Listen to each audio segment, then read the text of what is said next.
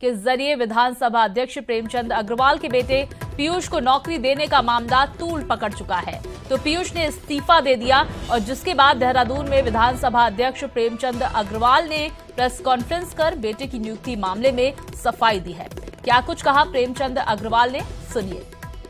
मेरे बेटे को उपनल में गढ़वाल जल संस्थान में एक एई के पद पे 11 महीने के अस्थायी अरेंजमेंट के तौर पे उसे वहाँ रखा गया। उसी आधार पे उसने सिस्टम के तहत अप्लाई किया और अप्लाई करने के बाद उसे एक मौका मिला कि वो कुछ टाइम गढ़वाल जल संस्थान में दे। पहली बात तो यह कोई नियुक्ति नहीं है, कोई परमानेंट अपॉइंटमेंट नहीं है, नौकरी नहीं है, वो एक टेम्परेरी अरेंजमेंट है जिसे ये कह सकते हैं कि आउटसोर्सिंग से, ठेकेदारी से उसको वहां काम करने का मौका मिला। बैकडोर से भर्ती हुए 158 लोग आज 40 से लेकर 75,000 की तनख्वाह पा रहे हैं और योग्य उम्मीदवार सड़कों पर धूल फाक रहे हैं। एक रिपोर्ट देखिए हमारे साथ। उत्तराखंड में जनवरी 2017 में विधानसभा चुनाव के लिए आचार संहिता लागू हुई। इससे चंद दिन पहले 16, 19 और 22 दिसंबर 2016 को उत्तराखंड विधानसभा में बैकडोर से ताबड़तोड़ 158 लोगों की भर्ती कर दी गई। इनमें 90% लोग विधानसभा अध्यक्ष से लेकर नेताओं के नाते रिश्तेदार हैं। का कोई नियम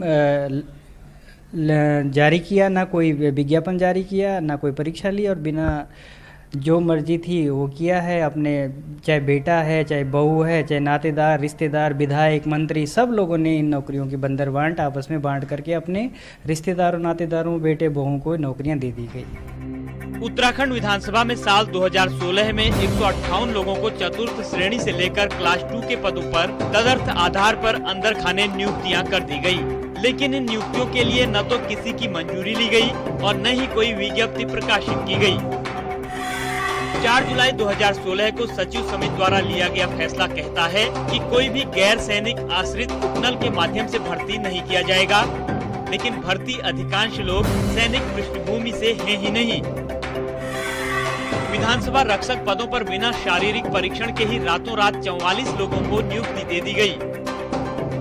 चतुर्थ श्रेणी पदों को डेथ कैडर मानते हुए नियमानुसार आउटसोर्स से इसमें भर्तियां होती हैं, लेकिन यहाँ चतुर्थ श्रेणी के 17 पदों के 23 लोगों को नौकरी बांट दी गई, वो भी सीधी भर्ती से।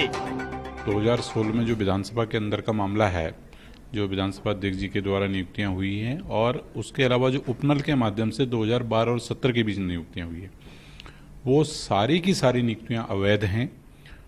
और उन नियुक्तियों में जो सबसे बड़ी बात ये है कि जो उस समय के तत्कालीन मंत्रीगण थे, विधायकगण थे या उनके सांसदगण थे, सबके परिवारों के लोग, एक एक परिवार के 2 तो 4 लोगों को नियुक्तियां पड़ी हैं जो प्रमाणिक हैं। सरकार उनकी है, अगर गलत नियुक्तियां हुई है तो उनके खिलाफ कार्रवाई होनी चाहिए, जांच होनी चाहिए और जिन लोगों ने गलत नियुक्तियां की हैं उनके खिलाफ कार्रवाई करें।